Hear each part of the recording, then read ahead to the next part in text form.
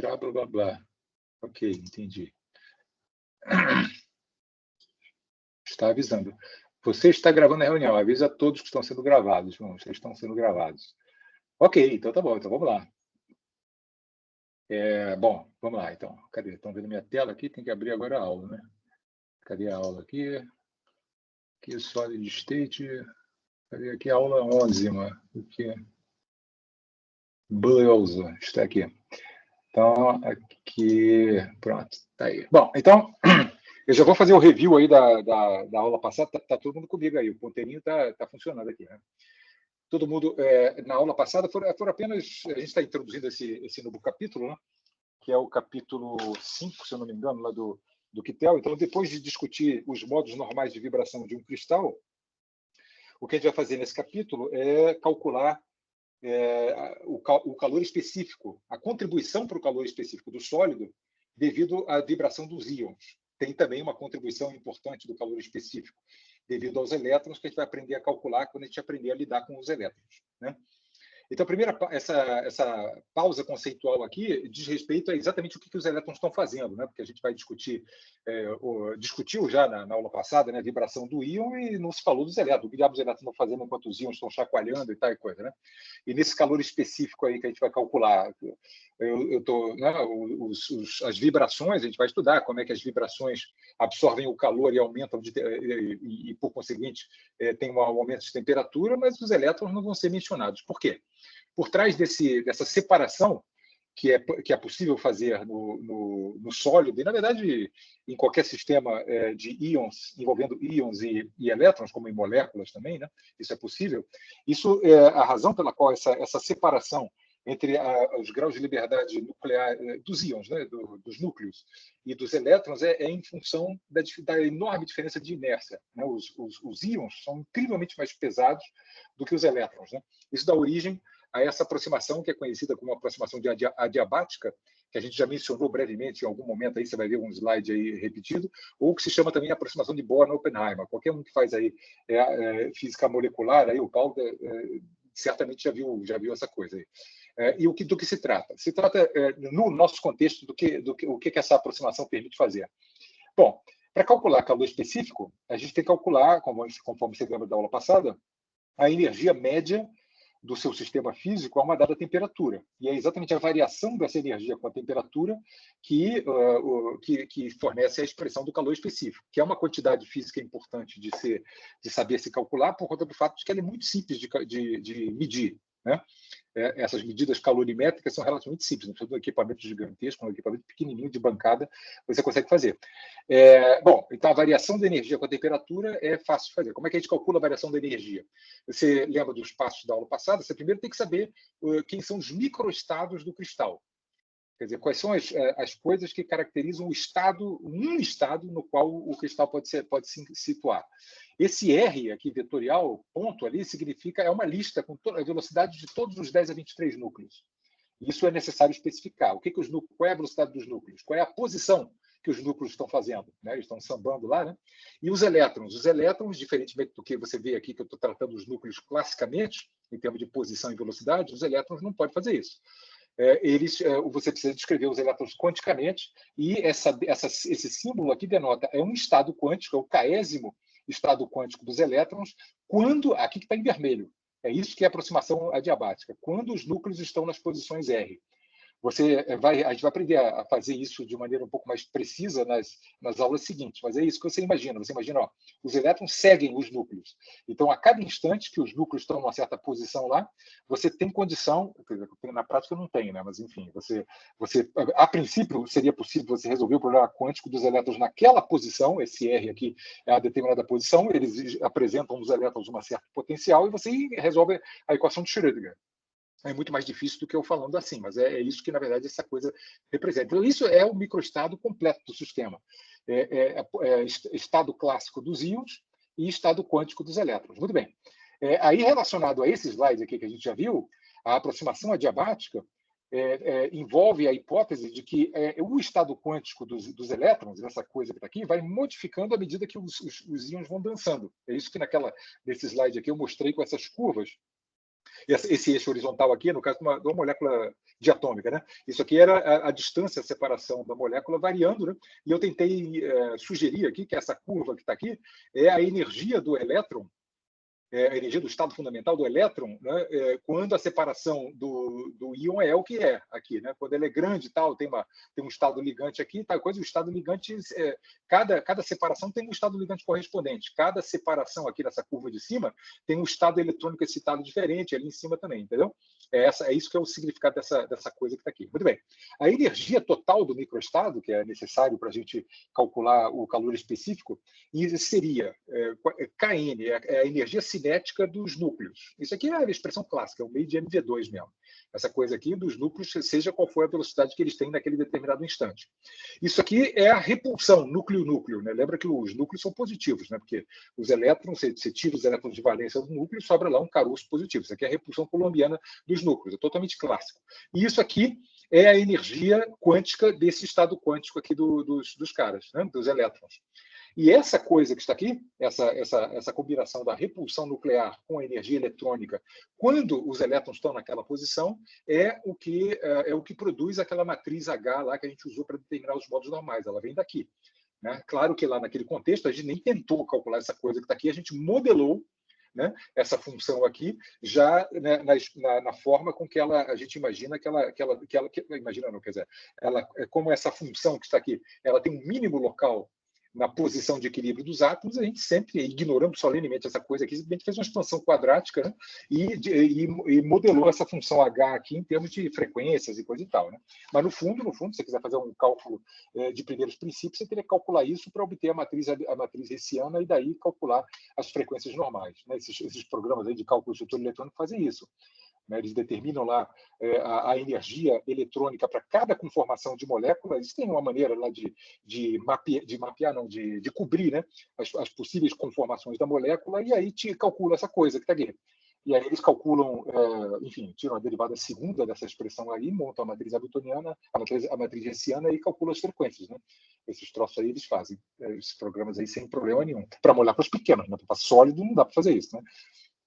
A diferença de 10 a 23 núcleos para 8, 10, 12 núcleos numa molécula, né?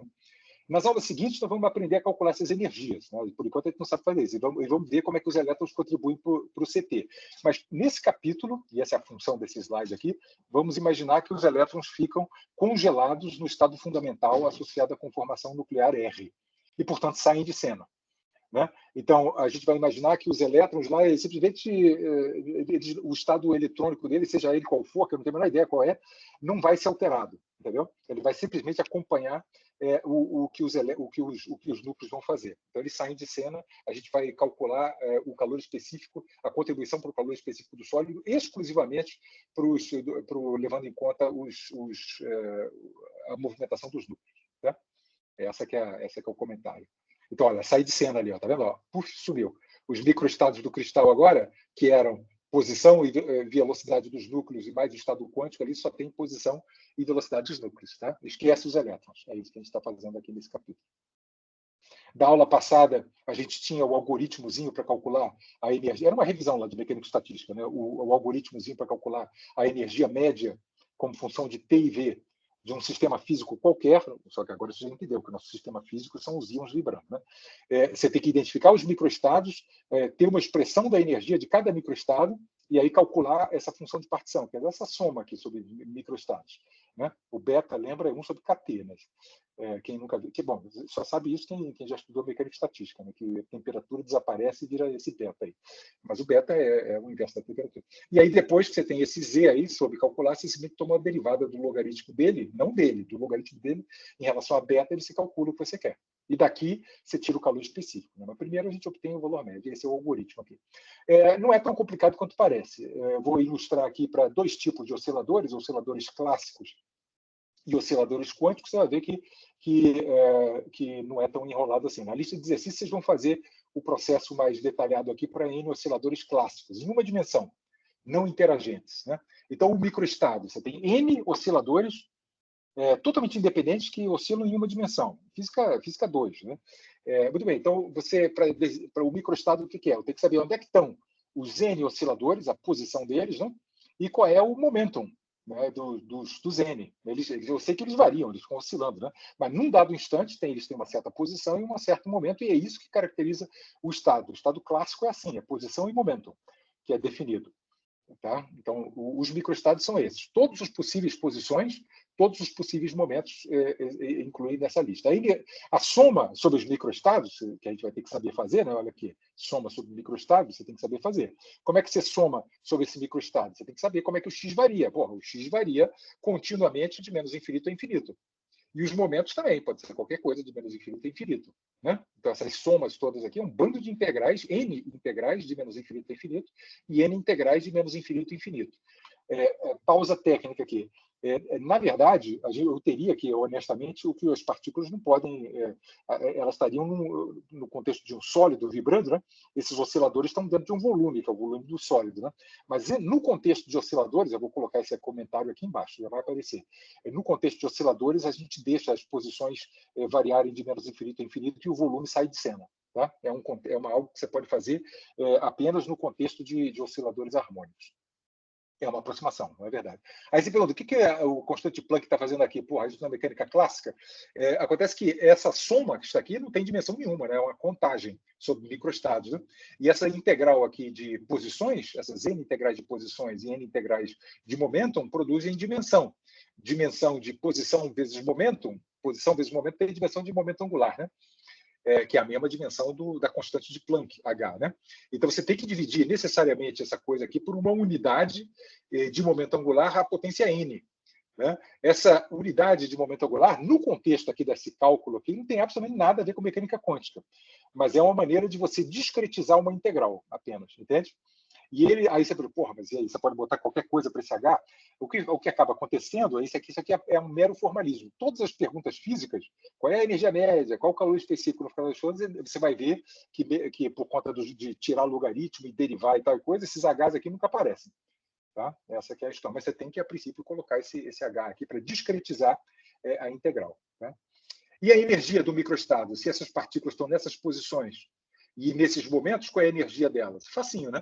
Essa energia cinética, é uma soma sobre os N osciladores, né? É o momentum do iésimo oscilador ao quadrado sobre 2m, a energia cinética que ele tem naquele instante. E essa aqui é a energia potencial, elástica. Né? É simples assim. Eu estou imaginando a possibilidade de cada oscilador ter uma frequência diferente. Né? Podia ser que fossem todas iguais, mas enfim. Essa aqui é a energia, tá bom? Então já obtive isso e está aqui. No caso de mecânica quântica, se os osciladores fossem quânticos, na verdade, ainda mais fácil. Às vezes tem uns casos assim que você imagina que mecânica quântica vai ser mais complicado. Em mecânica estatística, invariavelmente, mecânica estatística clássica é mais enrolado tecnicamente do que mecânica estatística quântica. Exatamente por conta do fato de que em mecânica quântica você tem a quantização das coisas, né? Então as somas aparecem muito naturalmente. Aqui você tem essas manobras esdrúxulas aqui de converter integrais em somas em mecânica clássica, né? Porque as variáveis clássicas são sempre contínuas, né? Em mecânica quântica não. O microestado do sistema é um bando de números inteiros, né?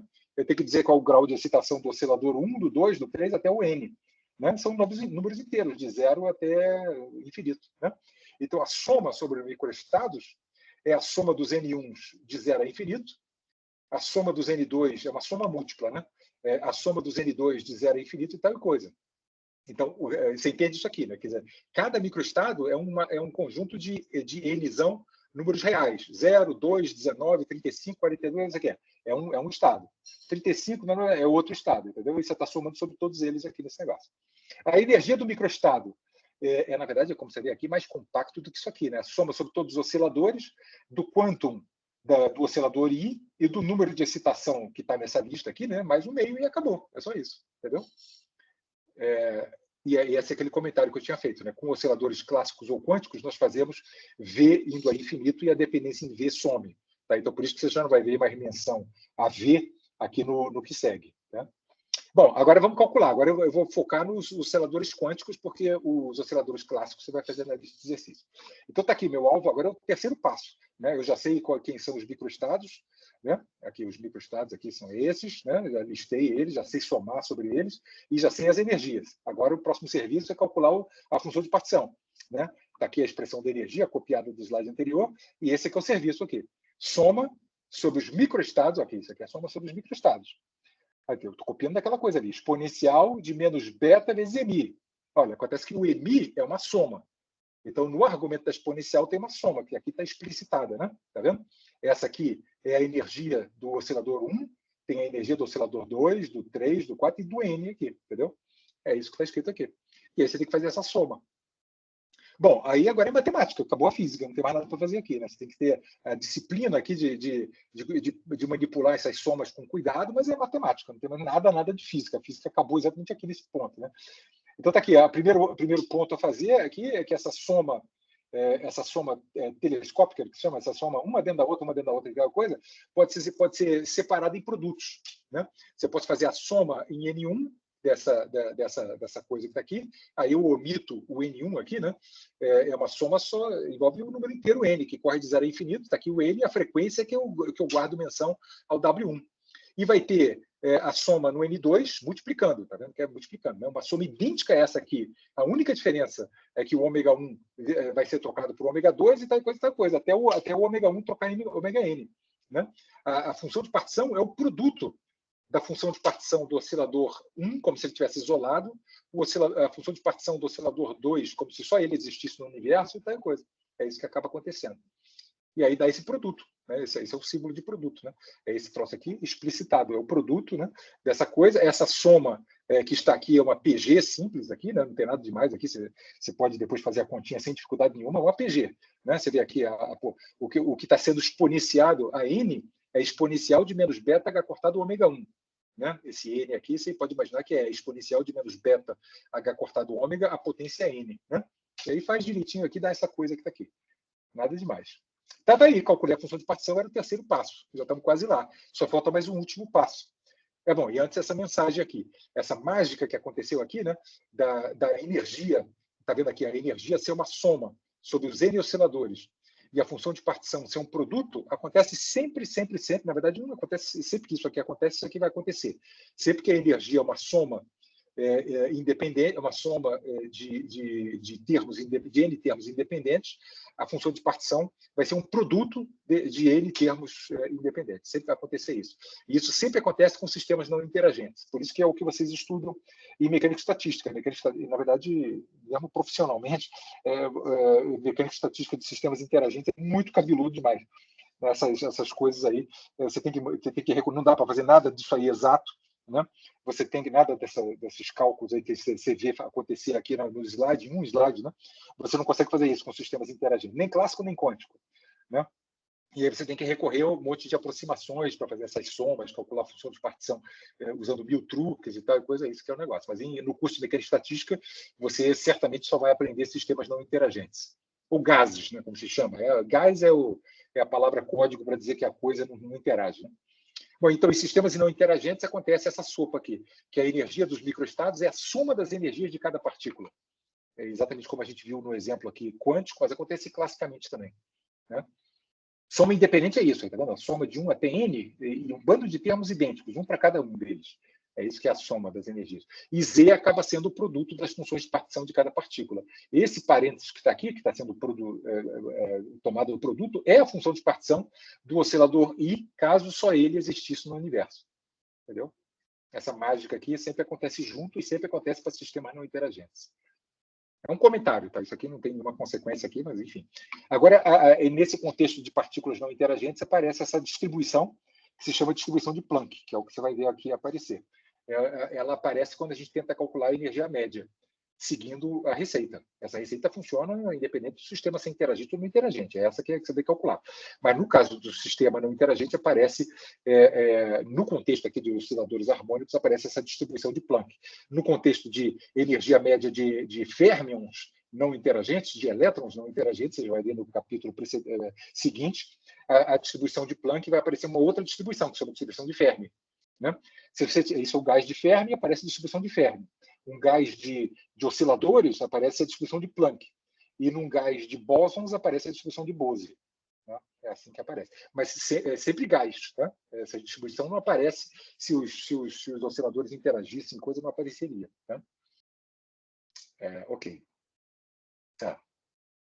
Então está aqui. Bom, está aqui o log, é isso aqui, está aqui a expressão da aula do slide precedente, o Z é esse produto, e eu tenho que calcular o logaritmo, né? Eu espero que você lembre que o logaritmo de um produto é a soma dos logaritmos, né?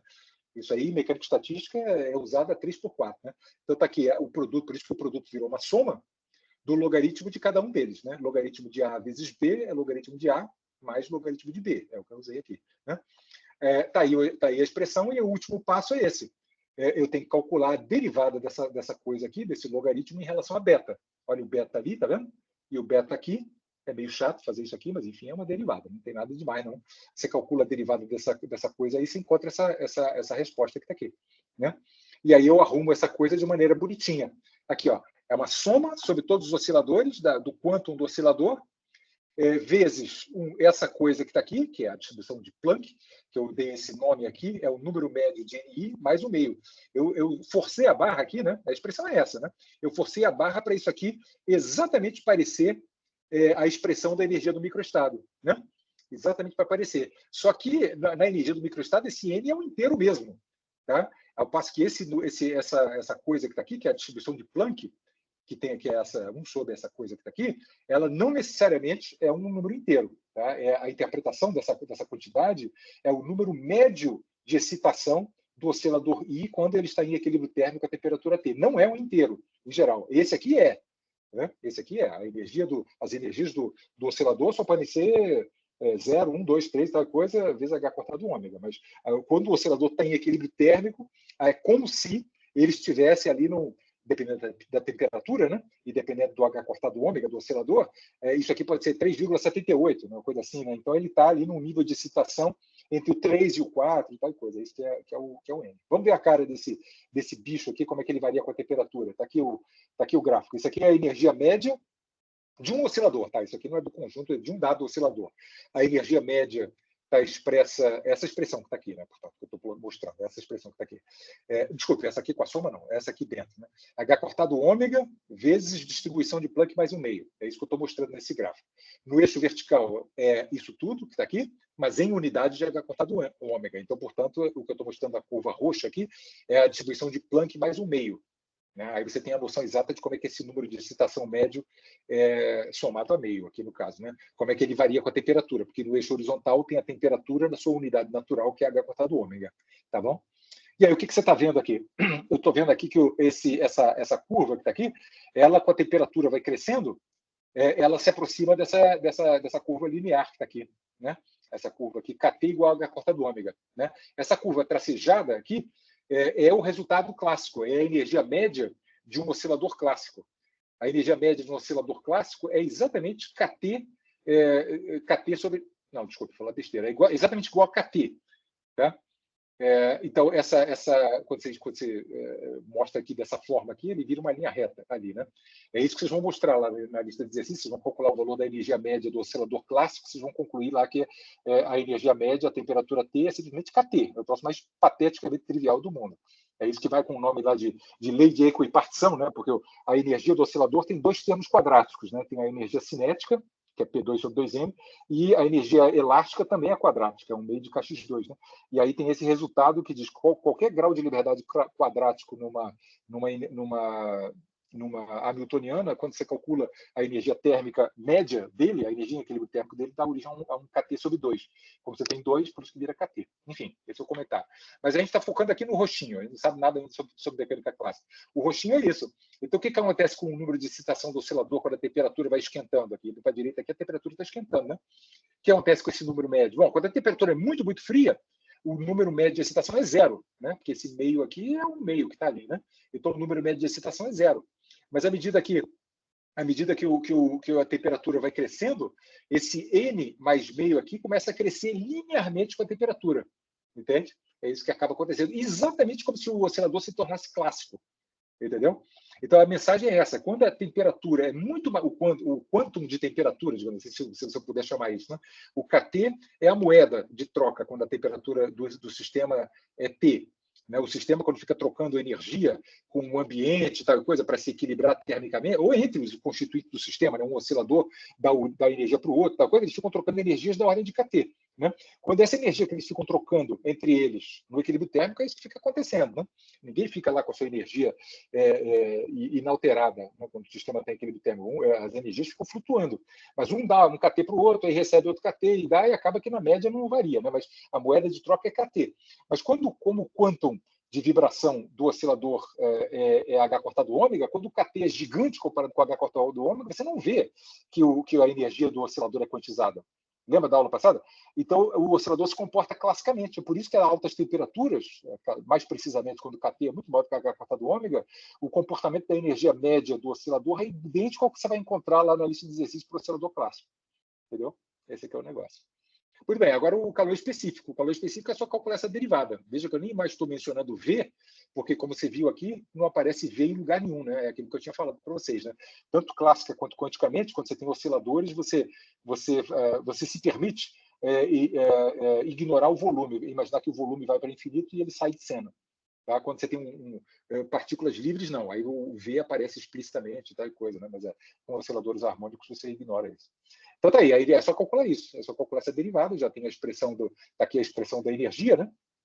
Em função do tempo, que a gente acabou de ver aí o negócio, essa curva roxa que está aqui, é só calcular a derivada dessa curva roxa em relação à temperatura, né? Explicitamente é isso aqui, né? É só pegar essa coisa que está aqui e derivar em relação à temperatura, é temperatura mesmo, tá? Não é o beta, né? Então você deriva em relação a beta e deriva o beta em relação a T, né? É meio chato e tal coisa, enfim, dá essa expressão aqui, essa coisa aqui se chama cossecante hiperbólica, que está ao quadrado, né? Cossecante hiperbólica é o inverso do seno hiperbólico, é explicitamente essa coisa que está aqui. Enfim, é o detalhe, a curva é essa que está aqui, né? Essa curva roxa é a derivada dessa curva que está aqui. Tá vendo ali? Ó? A horizontal aqui dá zero, tá vendo ali? Depois a derivada vai crescendo, crescendo, crescendo e assintota nesse valor constante aqui. A derivada vai crescendo, crescendo, crescendo e depois assintota ali em cima. Né? O C, o calor específico, a altas temperaturas, vira igual a K, né? Que é a inclinação dessa curva que está aqui. Né? Assintoticamente, essa curva roxa vira uma curva igual a KT. Então, o calor específico, a derivada de KT em relação a T, é K. Né? Esse aqui é o resultado clássico aqui, né? Um oscilador harmônico clássico, o calor específico dele é incrivelmente simples, porque simplesmente não varia com a temperatura. O oscilador quântico varia, aqui a curva roxa. O oscilador clássico não. Mas o oscilador quântico vira o oscilador clássico quando a altas temperaturas. Né?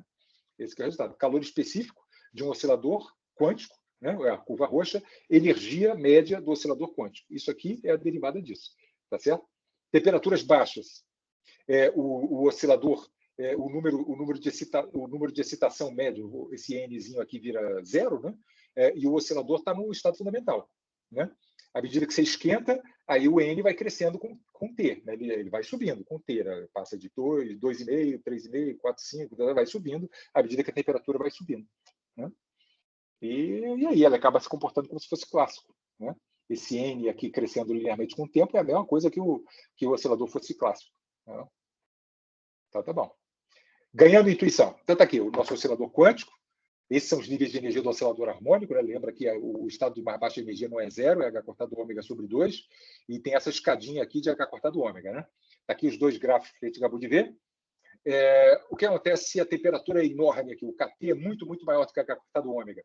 Tá aqui, ó, o eixo horizontal é exatamente KT sobre H cortado ômega. Né? Então você está lá do lado direito. Aí o que acontece é isso. Essa curva roxa, você tem que olhar para essa região da curva roxa. Né?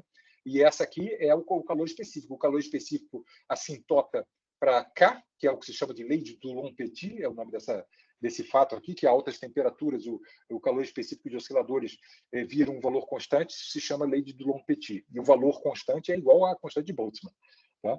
E a energia, correspondentemente, cresce como K vezes T. É isso. A altas temperaturas, o KT, a moeda de troca térmica, é tão maior do que os degrauzinhos aqui, que você nem vê que essa porcaria aqui é quantizada, ele se comporta classicamente. E você vai mostrar na lista de exercícios que é exatamente assim, que a energia de um oscilador clássico varia com a temperatura, e, correspondentemente, é assim que o calor específico de um oscilador clássico se comporta. Mas, agora, se a temperatura for muito pequenininha, não. Se o KT for muito, muito pequenininho, o que acontece? Agora, o KT é tão pequenininho que o cara fica recebendo lá, o osciladorzinho lá fica recebendo os KTzinhos de um KTzinho do outro, mas, isso aqui é tão menorzinho do que o H cortado ômega que o coitado nem sai do estado fundamental, né? ele fica travado no estado fundamental a temperaturas muito baixas, né? E isso está codificado aqui, ó. A energia média dele, ó, em unidade de H²ômega, né? Então, qual é a energia média dele? Meio H²ômega. É isso que acontece, a temperaturas baixas. Ele fica congelado no estado fundamental. E o calor específico, como ele está congelado, né, você dando esses QTs ridículos aí, não acontece nada, ele não consegue aumentar a energia dele. É por isso que o calor específico fica estacionário ali, entendeu? É isso. Comportamento quântico, que a gente diz, comportamento clássico. À medida que a temperatura vai variando, o oscilador muda de comportamento. O comportamento de equilíbrio de oscilador, essa é a mensagem aqui dessa aula aqui. O comportamento de equilíbrio de oscilador harmônico é quântico quando o KT é muito menor do que os degrauzinhos, né? E aí o comportamento é esse.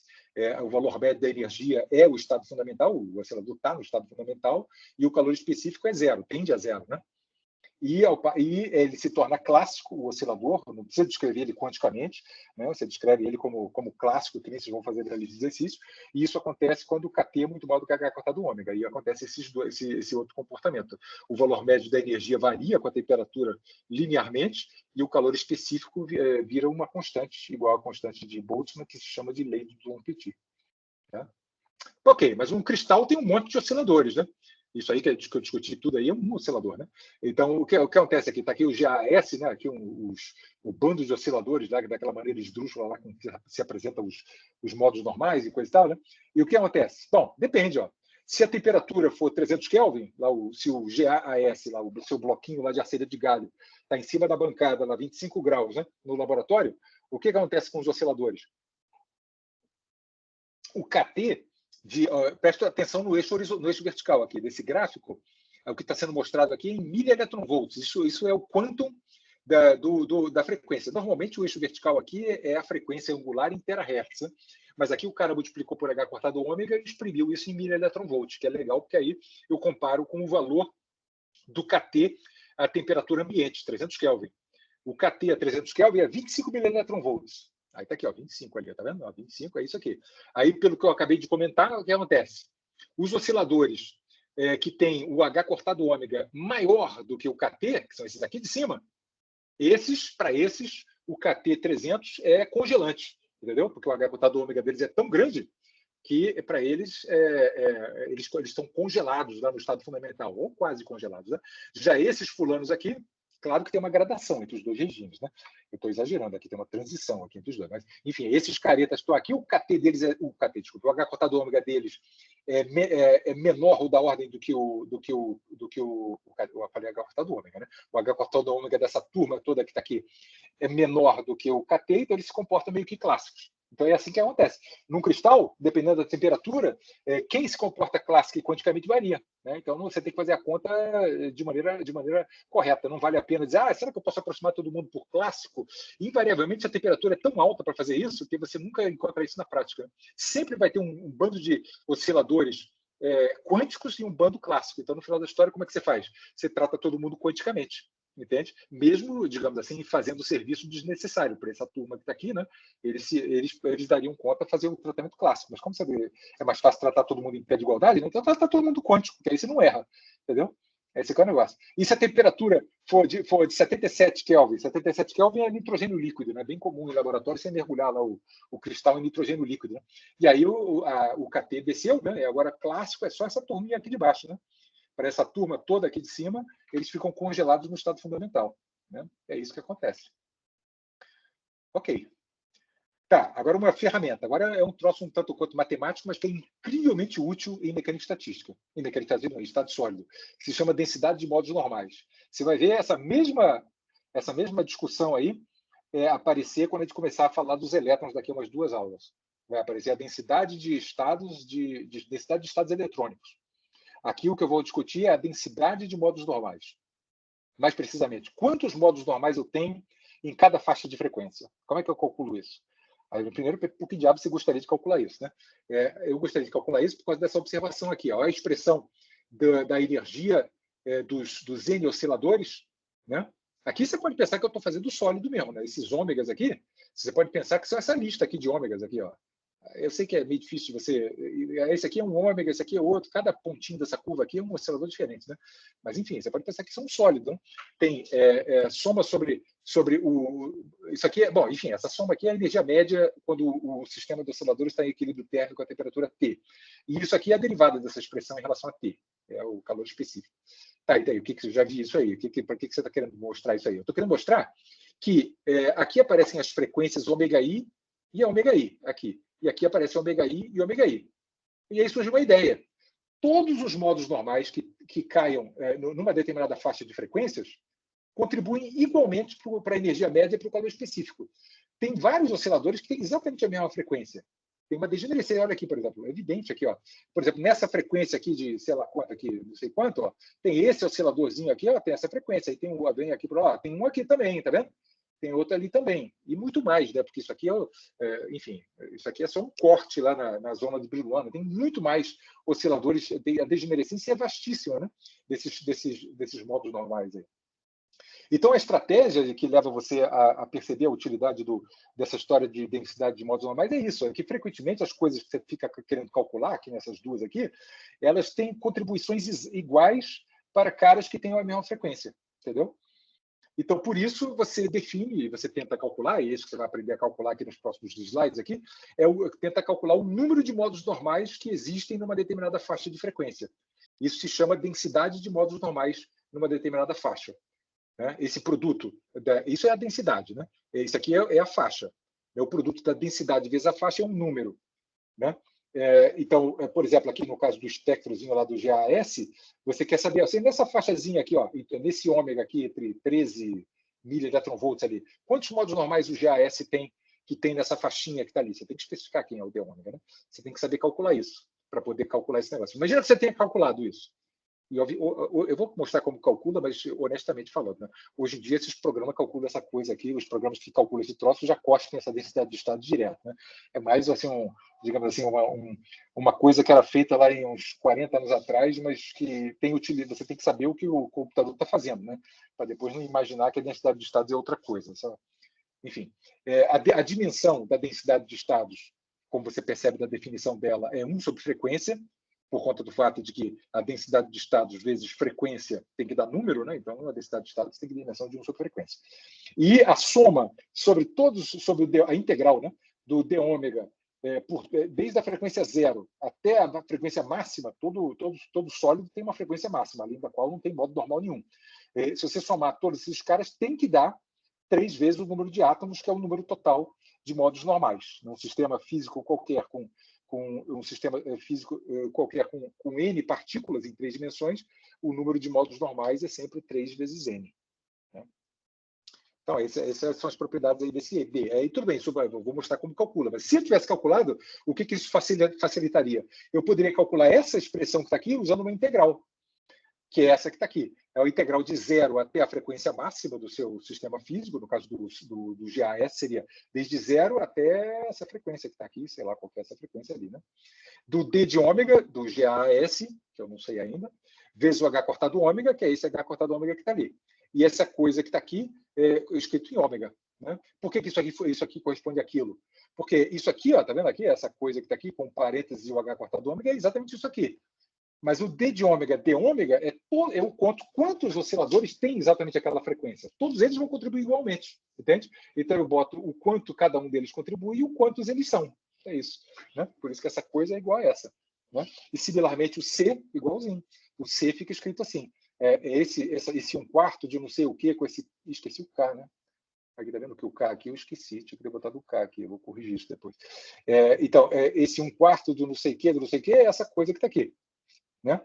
E todos os osciladores que tenham frequência ômega contribuem com isso. Basta multiplicar por quantos eles são. D ômega, D ômega. Entendeu? É isso. Tá, agora então essa é a justificação de por que diabos é interessante calcular esse negócio. Agora, como é que você encontra o D de ômega? É isso que você vai aprender aqui nos próximos slides. Está aqui o caso unidimensional. Primeiro eu vou mostrar aqui em uma dimensão, depois eu mostro o que muda em 3 dimensões. Está aqui um caso mais genérico possível em uma dimensão, que você tem dois átomos na base, né? Isso aqui é o Q, é o vetor de onda, né? Aqui já está dividido por A. Né? Perceba que ele tem dimensão de vetor de onda. Isso aqui é a zona de Brillouin, né? Em uma dimensão, vai de menos π sobre A até π sobre A. O A é a separação entre as células unitárias. Né? Isso aqui é a zona de Brillouin. Tem NB pontos Q aqui dentro, né? como você já vai ver. E, enfim, é isso aí. Tem dois ramos, porque supostamente tem 2 átomos na base, é aquela coisa que a gente aprendeu lá sobre fônons. Né? Eu vou exprimir essas coisas em termos de número de bases, o número de células unitárias. Né? Se isso aqui pode ser um pouco confuso, é o número de bases no cristal, é o número de células unitárias que o cristal tem. É um número gigante. Né? Esse G não. Esse G é o número de ramos, né? De fônons, que é a dimensão do espaço, no caso aí é 1, né? Vezes o número de átomos na base, no caso aí é 2, por isso que tem 2 aqui. Né? Ok. Então, o desafio é esse. Quantos modos normais existem entre ômega e ômega mais d ômega? Quantos modos normais tem aqui dentro? Aí tem essa é a sequência de observações aqui. Primeira observação. Para cada ramo, eu quero dizer isso aqui. Isso aqui é um ramo, S igual a 1, e esse aqui é o ramo S igual a 2. No caso aqui só tem esses dois. Né? No caso do GAS tem, como a gente viu, 6. Né? Aqui só tem 2. Então, para cada ramo, o que acontece? Acontece isso aqui. Os pontos Q, isso é verdade para todos os ramos, né? Os pontos Q, esses pontos aqui dentro, são uniformemente distribuídos com espaçamento 2π vezes o número de células unitárias, o número de bases vezes A. Isso é um resultado lá de fônons. Volta lá naquela aula lá quando a gente discutiu fônons quando você tem base, que você vai ver que é isso. Mas o número de células unitárias vezes o espaçamento delas, eu vou compactamente escrever como sendo o comprimento da amostra. Né? 2π sobre L. É isso que está sendo mostrado aqui. Apesar das aparências, o Q aqui tem uma granulação 2π sobre L. Então, tá bom. Ok, isso é verdade, já sabia disso. Né? O que eu quero calcular é o quê? Eu quero calcular quantos modos normais tem nessa faixa de energias aqui. Isso equivale, o número de modos normais na faixa cinza ali mostrada, corresponde ao número de pontos Q, porque eles é que digamos assim, como se diz, rotulam, né, os modos normais, é o número de bolinhas pretas que tem aqui nessa faixa amarela e o número de bolinhas pretas que tem nessa outra faixa amarela, entendeu? Essa que é o número que eu estou buscando. Então, como é que você calcula isso? Eu vou ter que calcular o quanto vale essa extensão aqui, amarela, essa mais essa, e vou dividir pelo espaçamento entre os pontos, né, para calcular quantas bolinhas pretas cabem na faixa amarela aqui e na faixa amarela ali. Né? Eu calculo a área amarela, eu chamo de área, mas você entende que é um segmento, né? Em uma dimensão é somente um segmento. Dividido por 2π sobre L, que é o espaçamento entre cada Q. E aí eu vou calcular quantas bolinhas pretas tem aqui e quantas bolinhas pretas estão aqui, que vão ser o número de modos normais nessa faixa cinza que está aqui. Esse é o desafio. E tem alguma coisa legal para usar? Sim. A área amarela eu consigo calcular usando o seguinte recurso. Ele é uma soma sobre N, que já essa soma sobre N. Essa soma sobre N é a soma sobre as raízes. Raízes quer dizer, quem são os pontos Q, cuja frequência corresponde à frequência que eu estou tentando calcular a densidade de estados. Né? Para esse ômega, está vendo a linha tracejada que está aqui? Né? Ele cruza o ramo dos modos normais no ponto Q1 e no ponto Q2. Tem 2 raízes aí nesse caso. Né? Tem 2 pontos Q, né? Cuja frequência corresponde exatamente ao ômega que eu estou querendo calcular a densidade de estados. Entende? Então, essa soma sobre N é a soma sobre as raízes. Né? E o que eu somo? Eu somo o d ômega está claro, que é essa faixa cinza que está aqui, né? E eu divido pela derivada da curva roxa, né, no ponto da raiz. É exatamente como a gente quer aqui, tá vendo? O Q2 e o Q1 são raízes, então está ali o ponto, e essa coisa que está aqui é a inclinação da reta curva naquele ponto. Aqui, o ponto ali Q1, né, e essa aqui é a inclinação da curva roxa naquele ponto. Por que isso aqui funciona? É só fazer Pitágoras aqui, ó. Observe só. A extensão daqui até aqui, né, é igual a essa, desculpe, é igual a d ômega aqui, né? D ômega que está aqui. Desculpe, a derivada que está aqui, melhor dizendo assim, né? Essa derivada que está aqui, ela é isso aqui sobre isso aqui, cálculo, né? Isso aqui sobre isso aqui. Segue, portanto, que isso aqui, que é no fundo que eu quero calcular, é o tamanho desse cateto aqui, né? Esse cateto aqui que eu quero. Esse cateto aqui é o d ômega dividido pela inclinação que está ali. Entendeu? É isso que está aqui, em módulo, né? Porque essa derivada aqui é negativa, eu tenho que calcular em módulo, porque eu estou calculando a área amarela. Entendeu? É isso. Isso aí vai me dar essa área amarela, o comprimento dela, e aquele comprimento amarelo que está ali. Entendeu? É essa coisa que está aqui. É a soma sobre, onde a soma é sobre as raízes do ômega S QN igual a ômega, entendeu? E aí acabou. Acabou o negócio. Eu só tenho que agora dividir por 2π sobre L, aí por isso que aparece L sobre 2π aqui, né? Dessa coisa. É isso. E você faz isso para todos os S's, né? Porque o ômega que você está querendo calcular a densidade de estados pode estar cruzando, não em uma dimensão, isso não acontece, né? Mas em 3 dimensões, aqui, ó, por exemplo, aqui, ó, uma dada frequência aqui, ó, tá vendo? Desculpa, aqui, né? Essa frequência roxa que está aqui, corta esse ramo longitudinal acústico, mas corta o transversal acústico também. Você tem que considerar todos os ramos que são cortados por aquele ômega. É isso que essa coisa que está aqui, essa soma aqui, por isso que você tem que somar sobre todos os ramos. Tá? Mas é isso, é assim que você calcula, em uma dimensão.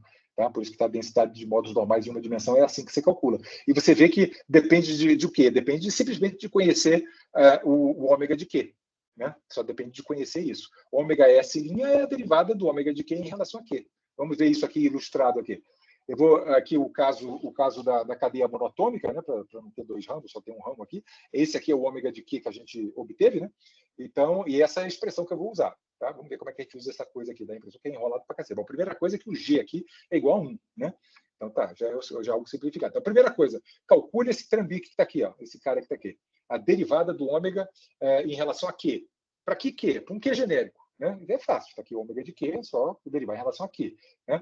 Está aqui a expressão. O módulo dessa coisa que está aqui, o seno vira cosseno, e pula fora um A sobre 2, por isso que o 2 sumiu e virou um A2 lá dentro da raiz. Mas é isso, essa é a derivada do negócio. E aqui eu não preciso botar módulo, né? Porque essa coisa que está aqui, ela varia de π sobre 2 a menos π sobre 2. Né? Então o cosseno é garantidamente positivo, por isso que não precisa de módulo aqui. É isso, é só derivar essa coisa que aqui não tem nada demais. Segundo, encontre as raízes, porque essa soma aqui é sobre as raízes do negócio. Então, tem que saber as raízes. Então, para um dado ômega, quem são o Q1 e o Q2? Agora, pô, isso aí é meio enrolado, né? Eu tenho que descobrir que Q, que colocado aqui, produz um certo ômega. Eu tenho que inverter essa expressão. Aí, porra, vai aparecer um arco seno, ainda precisa ter esse módulo horroroso aí. Mas não, na verdade, você não precisa fazer isso tão completamente, porque no final da história, o que você vai querer é calcular a derivada nesse ponto. Então, você só precisa saber o valor do cosseno nesse negócio. Então, não precisa inverter, botar arco seno, não. Basta perceber que o módulo do seno de QA sobre 2, né, tanto do Q1 quanto do Q2, aqui, né, eles têm que ser iguais para que esse ômega seja o ômega vermelho, que eu quero, né? Eles têm que ser igual a raiz quadrada de n sobre k sobre 2, para matar essa coisa que está aqui, né, e esse trambique todo aqui virar o ômega vermelho. Né? E esse resultado aqui é suficiente, não precisa escrever arco seno, não, né? Mas basta isso aqui. Né? Por quê? Porque agora eu calculo o ômega' aqui nas raízes, entende? Então, na raiz, se eu sei que o seno de QNA sobre 2 vale isso, então o cosseno de QNA sobre 2 é só usar a relação entre seno e cosseno, entende? É por isso que você não precisa... É um truquezinho técnico aqui, né? Enfim, e é isso que acontece. O módulo do ômega, que é esse andar de baixo aqui da fração, se escreve em termos do ômega, que no final da história tem que estar escrito em termos do ômega, né? Se escreve dessa forma que está aqui. Usando simplesmente isso, né? Que ao saber que o seno de uma coisa vale tanto, eu sei quanto o cosseno dessa coisa vale, entendeu? Essa que é a raiz quadrada de 1 menos seno quadrado. Tá vendo aqui? A raiz quadrada de 1 menos, isso aqui é o seno quadrado, tá vendo? É isso. Acabou. Pronto, esse é o serviço. O D de ômega é L sobre 2π, tá ali o L sobre 2π, né? O 2, esse 2 é porque tem 2 raízes, né? Tem essa raiz e aquela. Né? Então, essa é a soma sobre o N ali, que no caso aqui são 2, né? Mas os dois dão contribuições idênticas, que é essa coisa que eu calculei aqui. Tá? Essa coisa que está aqui está invertido, né? É 1 sobre ômega', né? Por isso que essa coisa que está aqui é o inverso disso, e essa coisa ali é o inverso disso. E o gráfico é isso aqui. Bom, eu primeiro dar uma maciada aí nessa expressão aí, né? Isso aí dá para maciar assim, ó. Só para você ver onde é que vai aparecer essas coisas aí. Sempre, depois que eu obtenho a expressão, sempre vale a pena tentar dar uma... Cadê o meu... Ah, tá aqui. Ok. Cadê? Não, assim não, José. Assim não. Pode de cá. Pronto, ok. Então, bom, isso, a coisa que está aqui é isso aqui. A única coisa que eu fiz foi inventar aqui, exprimir essa raiz quadrada de n sobre k, eu chamei de ômega zero, né? Que é a frequência enfim, eu tenho um monte de osciladores aqui, né? Mas existe uma constante de mola entre cada um dos átomos, né? E existe a massa dos átomos. Então existe, embora nenhum provavelmente dos modos normais efetivamente bom, tem uns modos normais que tem exatamente essa frequência. Mas, enfim, essa é a unidade natural de frequência desse problema, a raiz quadrada de k sobre m. Então, esse m sobre k que está aqui virou ômega zero ao quadrado ali, tá vendo? E aqui, esse pré-fator aqui, observe aqui, ó, primeiro que o 2 aqui cancelou, né? Esse 2 aqui cancelou com esse 2 aqui. Então, você tem L sobre π, né? E aqui apareceu raiz quadrada de M sobre K, e esse A ao quadrado eu puxei fora e apareceu A aqui, né? O tamanho da amostra dividido pelo espaçamento entre os átomos é o número de átomos, né? É isso que está aqui. E essa coisa que está aqui é 1 sobre ômega zero. Então, essa coisa que está aqui é o número de átomos sobre ômega zero. Então, é isso daí que apareceu isso aqui. Alright, então, agora sim, deixa eu apagar essa coisa aqui, senão vai ficar tudo em cima aqui. Então, agora sim, ups, assim. Essa é a densidade de estados, correspondente a essa coisa que está aqui. O que você está vendo aí? Aqui. O que você está vendo aqui, eixo horizontal, é o ômega, expresso em termos de ômega zero. E isso aqui é o d de ômega, expresso em termos de número, em termos dessa coisa que está aqui, né? Lembra que o d de ômega tem unidade de 1 sobre frequência, como você está vendo aqui, né? Então, a curva roxa, na verdade, é essa raiz quadrada aqui, de 1 sobre raiz quadrada de 4 menos x2. É isso que você está vendo. É essa coisa aqui que diverge na frequência mais alta 2. Está vendo ali? Essa frequência mais alta é essa que está aqui, ó. O oscilador só tem frequências, a cadeia só tem frequências entre 0 e 2 ômega zero. Né? Perceba que a frequência aqui, isso aqui é o ômega zero. Né? Só tem frequência entre 0 e ômega zero. Então, está correspondentemente, o d de ômega só existe entre 0 e 2 ômega zero. De lá para lá é 0. Né? E exatamente nesse ponto aqui ele diverge. Aí não temos essa divergência, que é uma divergência integrável. Né? Se eu calcular a integral daqui até o 2, dá um número finito, está tudo certinho. Né?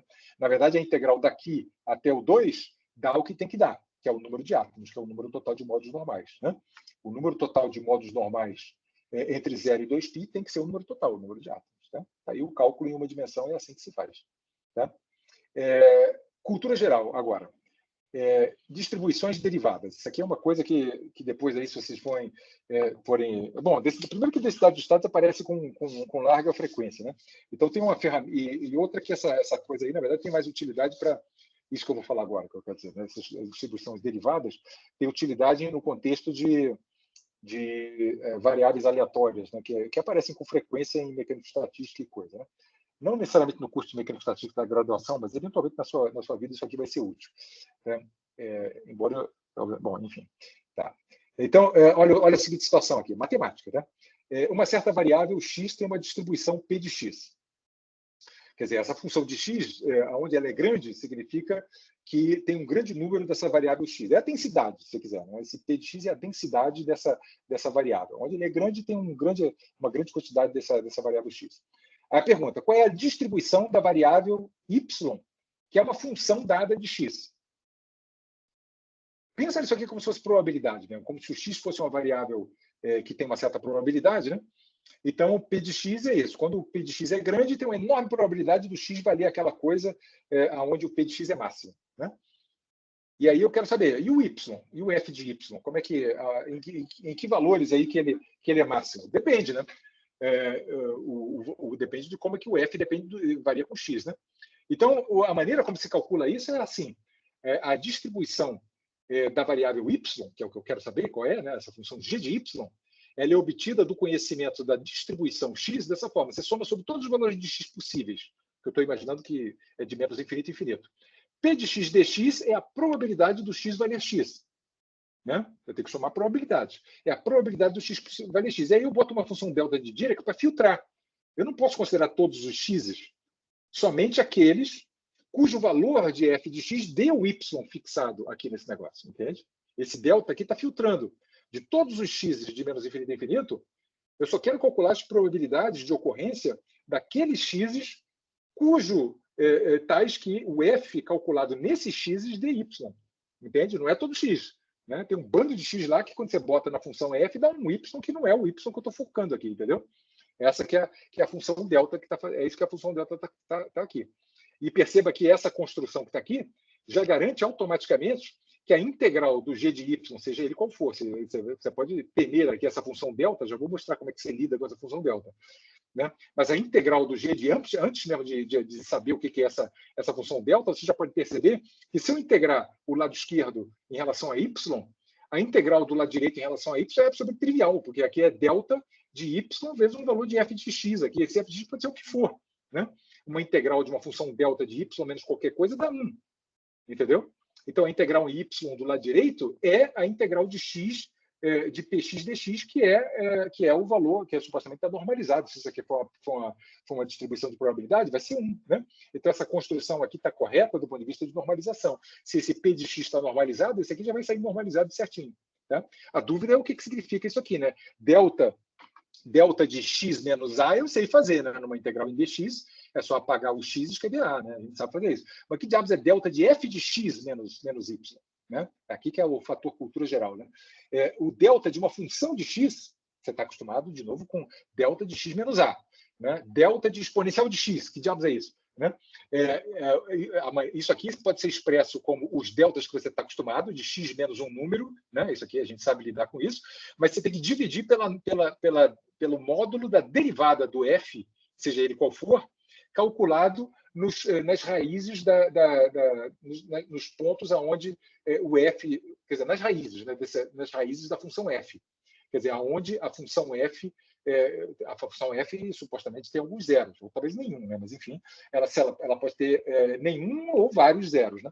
Então, esses xn são todos os valores de x que fazem com que o f seja igual a zero. São esses os caras especiais, né? Porque delta de qualquer coisa só é significativa quando o argumento é zero. Né?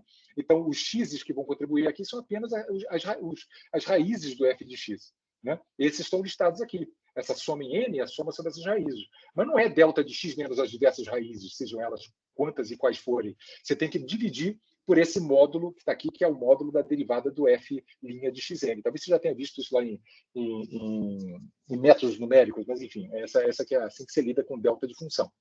Tá? Você transforma a delta de uma função nessa delta manjada aqui, que é delta de x menos um número, né? Que aí você manda a bala na integral da maneira usual. Então, acabou. Está aqui o delta dessa coisa horrível, eu posso trocar sobre isso, onde a soma é sobre todas as raízes dessa função que está aqui.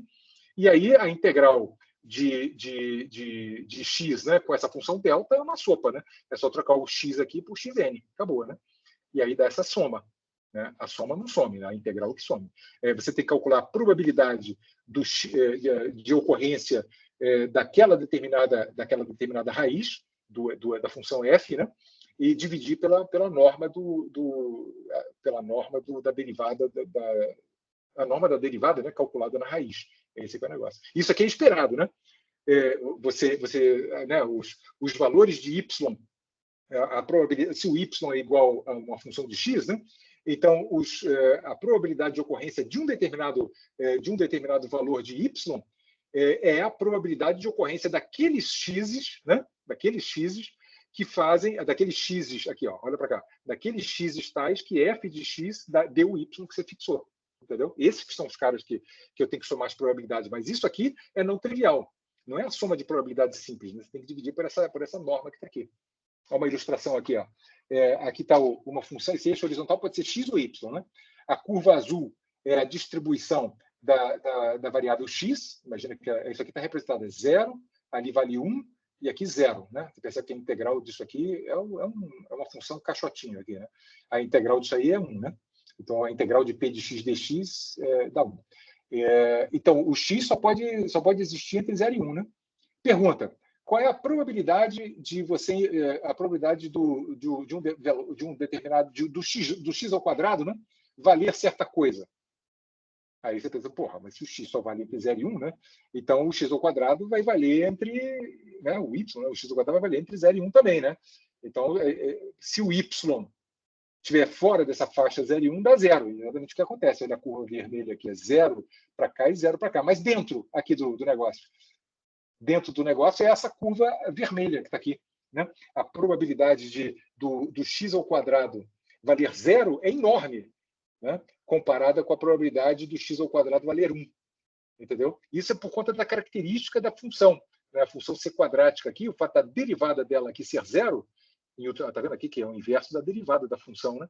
E isso digamos assim, acentua a probabilidade de ocorrência daquele valor da função. Entendeu? É isso que é o negócio. Um outro exemplo aqui, ó, a mesma função p de x, aqui em azul, né? Agora uma outra função, a função exponencial. Né? Bom, enfim, aí você bota aqui a probabilidade Bom, enfim, você faz essa continha que está aqui, dá essa função vermelha que está aqui. Essa é a distribuição de valores de exponencial de x. A gente, pô, mas que estranho, por que o exponencial de x só pode valer entre 1 e... Isso aqui é 2,7, é o valor do neperiano. Né? Por que o y só pode valer entre 1 e 2,7? Ora, porque o y é exponencial de x, o x só existe entre 0 e 1, né? Então, o y, o menor valor do y é 1, exponencial de 0. E o maior valor possível de y é exponencial de 1, que é 2,7, não sei o quê. Fora disso é 0 e à esquerda disso é 0. Mas dentro da faixa tem essa distribuição não trivial que está aqui, que é em função da derivada da exponencial que está ali. Aí, nesse ponto, estão os alunos coçando a cabeça, que cacete esse cara está falando isso? Tá, e daí? E daí que é isso aqui? A variável Q, o vetor de onda, ela tem uma distribuição uniforme na zona de Brillouin. Né? Aquele negócio de comentário que eu falei, que os pontos Q na zona de Brillouin são espaçados regularmente com um espaçamento 2π sobre L, né? Implica que o P de Q, dentro da zona de Brillouin, tá vendo? Para Qs entre menos π sobre A e π sobre A, a distribuição vale L sobre 2π. É a densidade, né? Tem um ponto Q a cada 2π sobre L. Então, 1 sobre 2π sobre L dá L sobre 2π. E é 0 fora da zona de Brillouin. Entendeu? Essa aqui é a distribuição homogênea dos vetores de onda.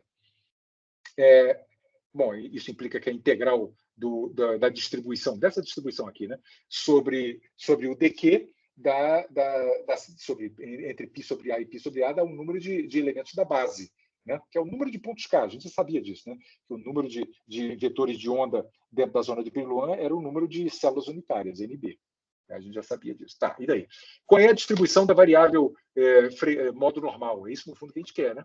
Essa é a distribuição, e eu estou querendo obter a distribuição de uma função da variável Q. Desculpa, melhor dizendo. Eu sei a distribuição de Qs. É bem trivial. É uma distribuição homogênea na zona de Brillouin. Fora da zona de Brillouin é 0, dentro é homogênea. E eu estou querendo saber qual é a distribuição de uma função de Q. É igualzinho ao problema do slide anterior. Idêntico. Né? Aí você faz do mesmo jeito. Para um determinado ramo, né? A densidade de estados associada a um determinado ramo lá, S, é a distribuição de vetores de onda Q, né? E o delta de ômega SQ menos ômega. O ômega é esse ômega que está aqui, né? O ômega SQ é a função que eu estou querendo saber os valores que ela pode assumir, né? E como é que se distribuem esses possíveis valores, né? E aí pronto, a integral do ds de ômega, como a integral desse ômega, dessa função aqui em ômega, né? A integral disso aqui em ômega é trivial, dá 1, né?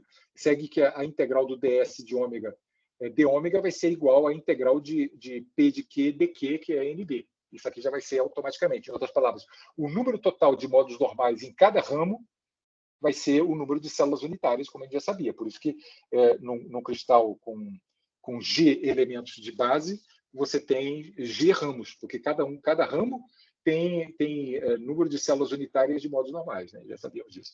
Bom, e aí aquilo que a gente aprendeu aqui, né, sobre delta de uma função de Q, né? E se escreve como delta de Q menos o valor de Q, tal, que quando você bota o Qn aqui, esse ômega de S produz, dá exatamente a frequência que eu estou focando, né? Eu estou focando no determinado ômega aqui, tá vendo, né?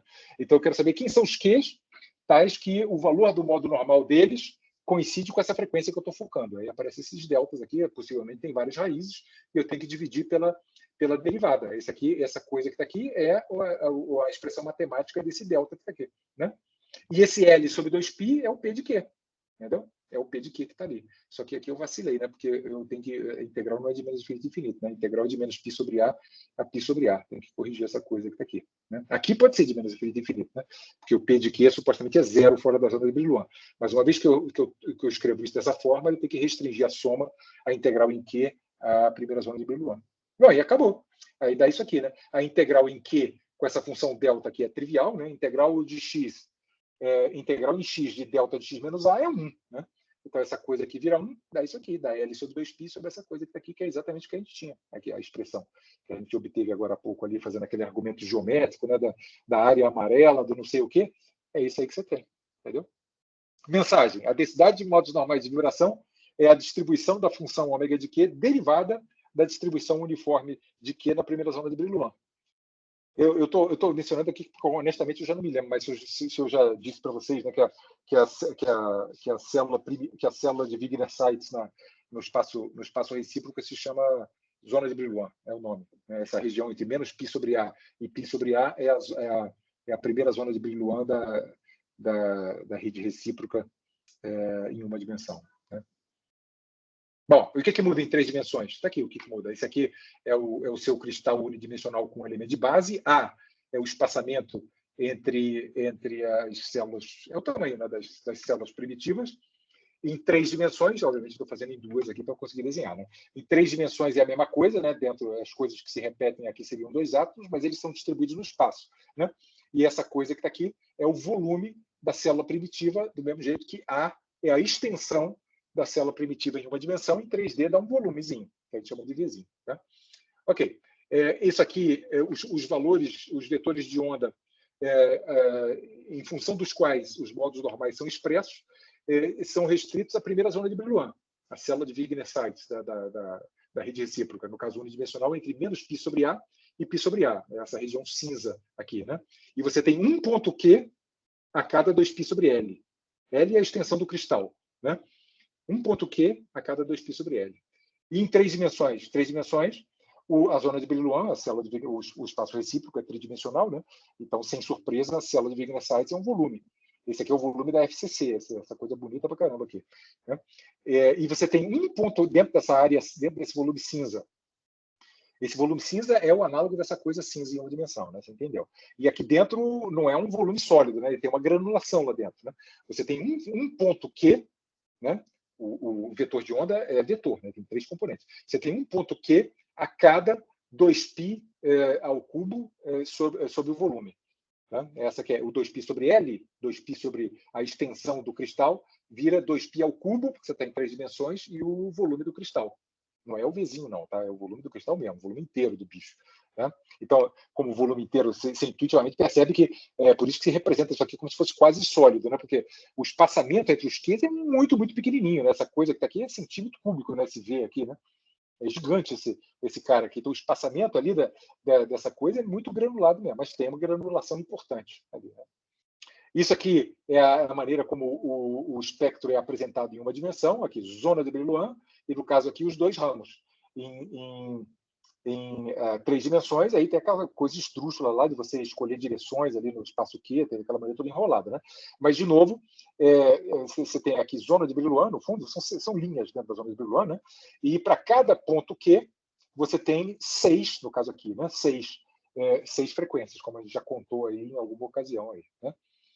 6 aqui, porque aqui eu teria dois átomos por célula primitiva. Né? Ok?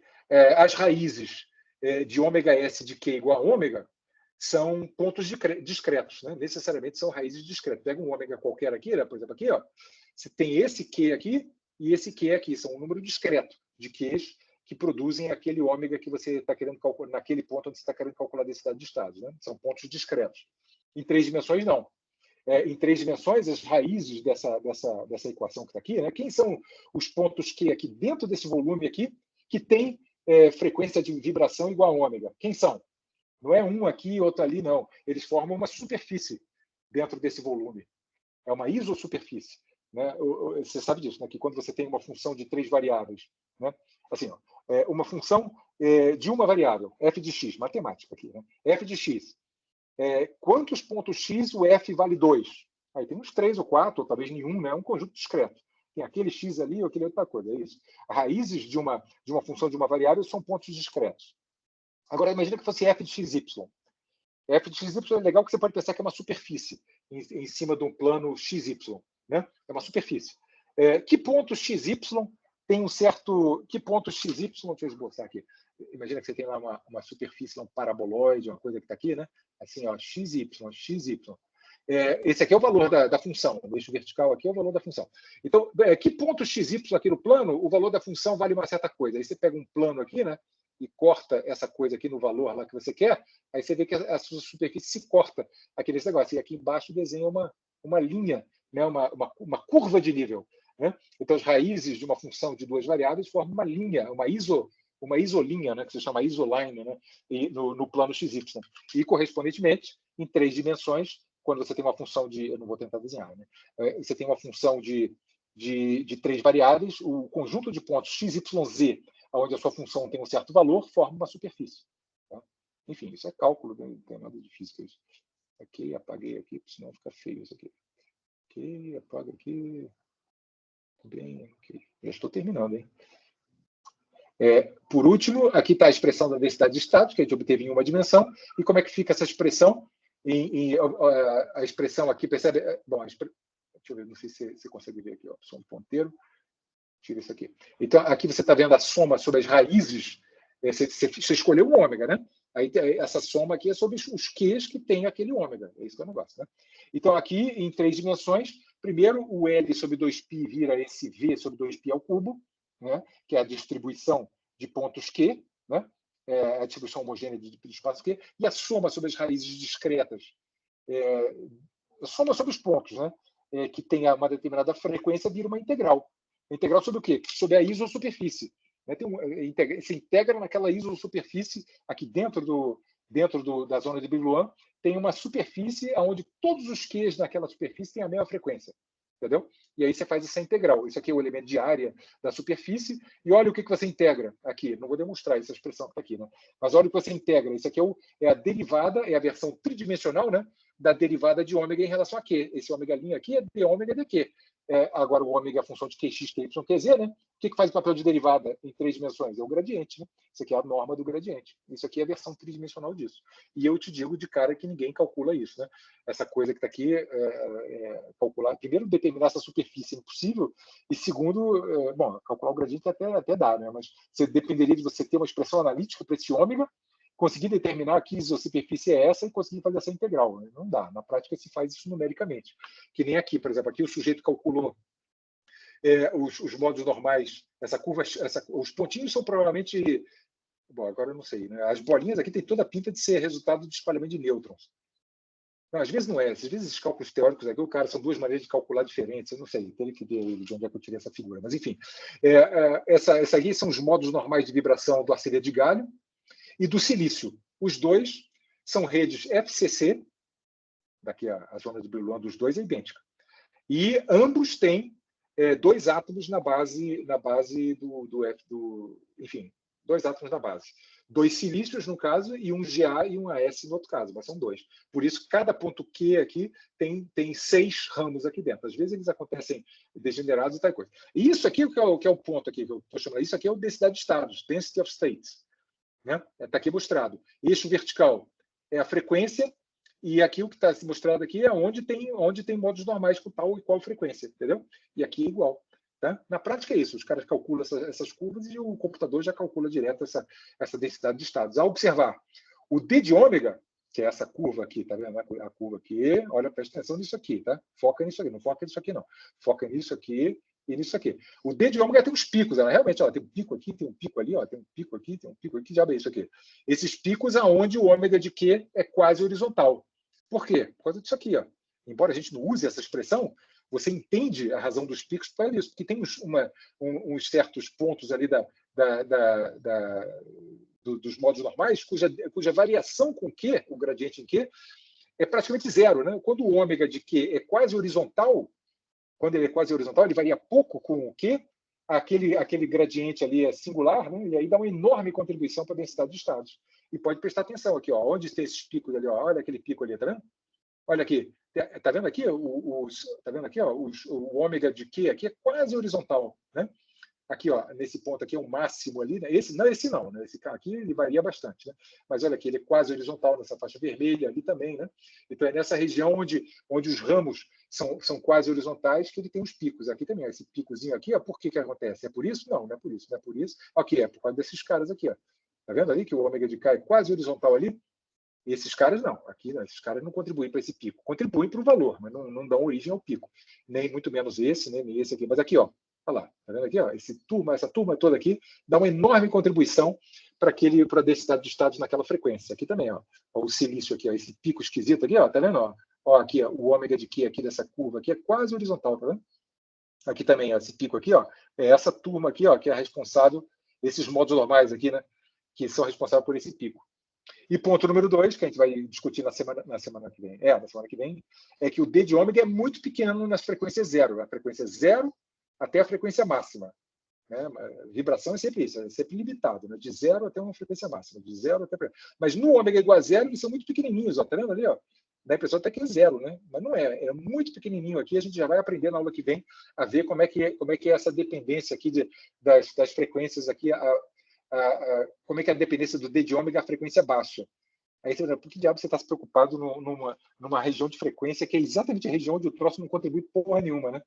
O D de ômega é exatamente zero. O cara está prestando atenção que ele vai perder tempo na aula que vem. É porque esses são os modos normais, sempre acústicos, né? Que dominam o calor específico a baixas temperaturas.